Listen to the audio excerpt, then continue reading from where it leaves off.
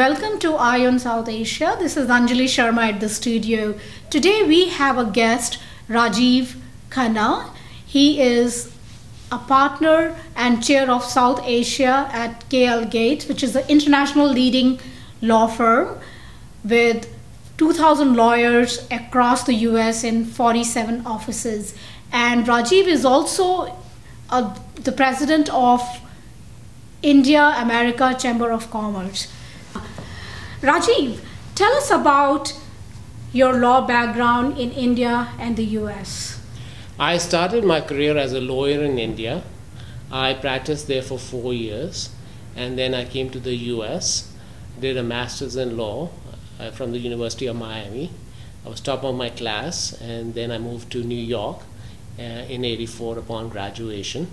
And that was a very different time in a different world. Indians weren't accepted in major white shoe law firms. I was among the first to become even an associate in a major U.S. firm. I was the first to become a partner, and I did it in 4 3/4 years after U.S. law school, when the normal trend even at that time was 8 to 10 years. I have been a partner of major U.S. law firms since March 31st, '89, almost 24 years. And it's been a very challenging and exciting career. I've seen a lot of change happen. I see a lot of Indians as partners now, which makes me really proud. And I think we are always on an upward trajectory. The relations between US and India have changed dramatically even in that period. So it's all been a very, very positive experience. You was the youngest lawyer at the age of 23. You were selected to the executive committee of the Delhi High Court Bar Association. How does it feel when you look back? I think looking back sounds incredible. At the relevant time, I did not think it was so incredible.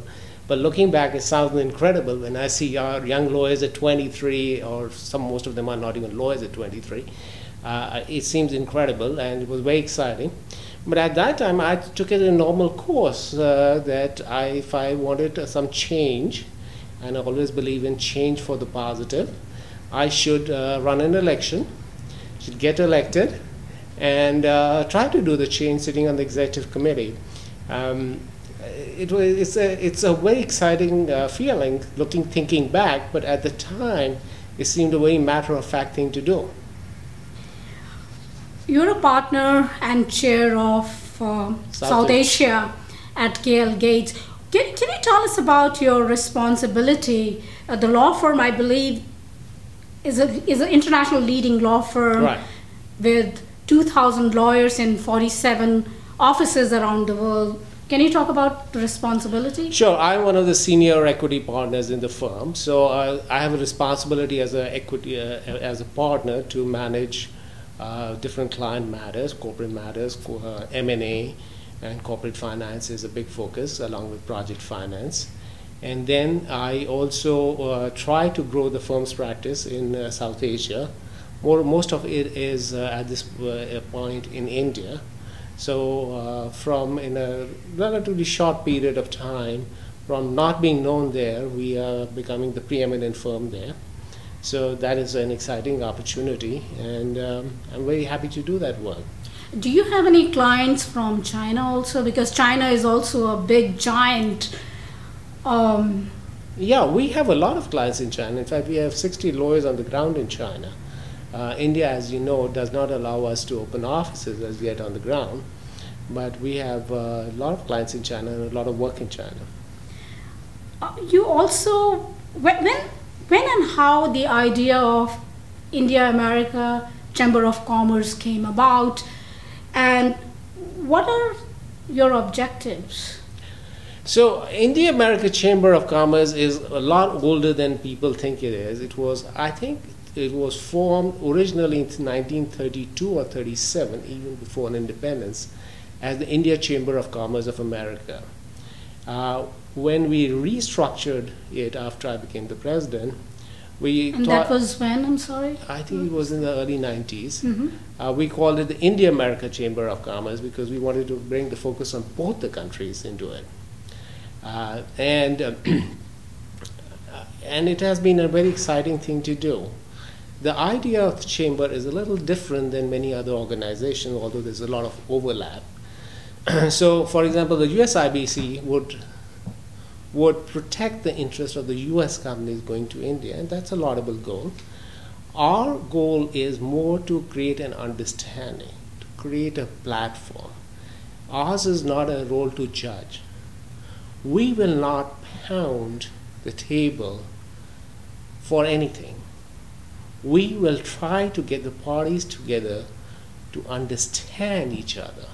Because in the greater understanding, rhetoric gets you nowhere. That's my belief.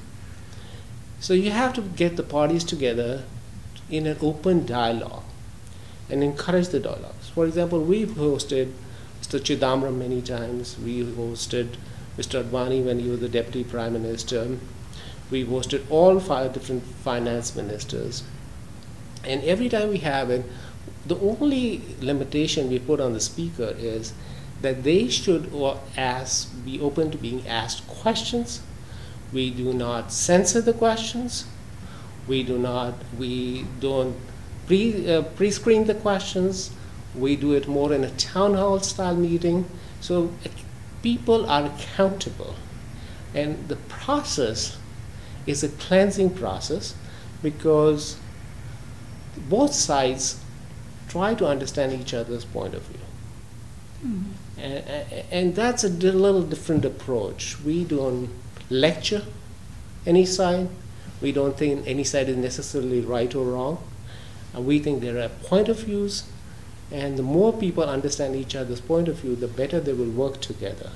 And we do believe that the two countries working together is a goal which we want to foster.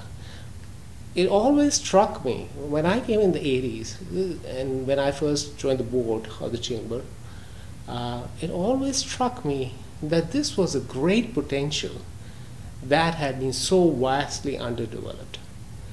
And even today, with all that has gone up, and frankly more has happened than I would have thought would happen in my lifetime, I think we still scratched only the surface of this great relationship between these two countries on economic front.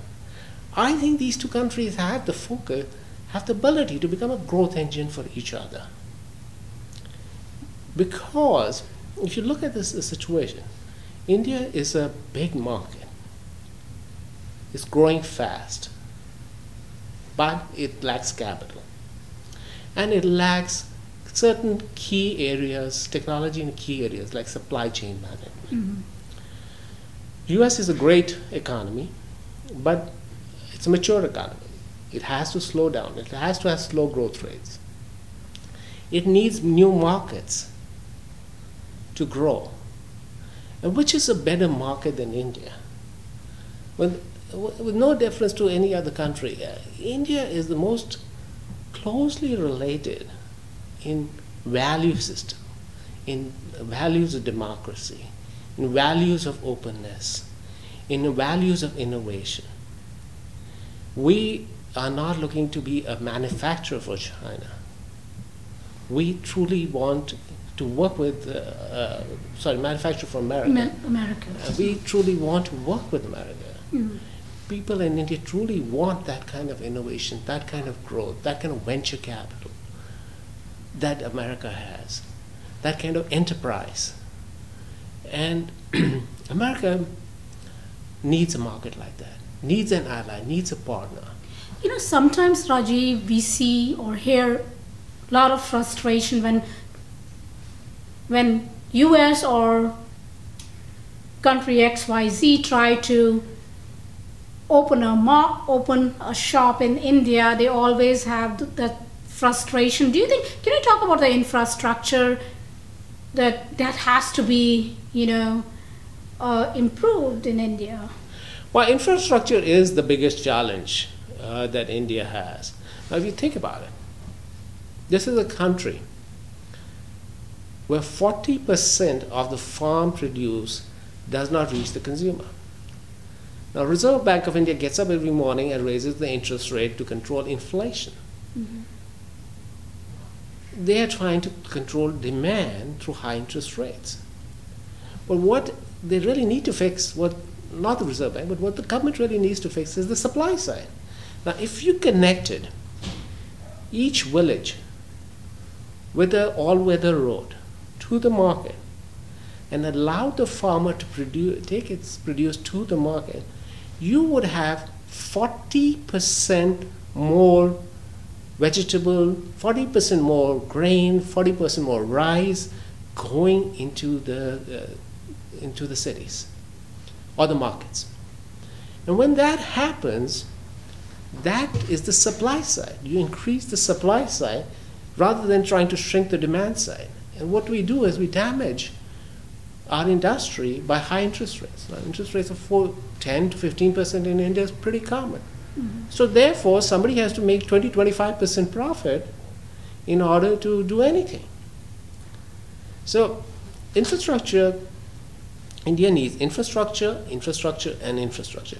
You cannot build enough infrastructure in India. It is very, very inadequate. At the same time, infrastructure, as America learned after the Depression, or during the Depression, is the best way to grow an economy, because you build a road, well, you need cement, you need concrete, you need everything.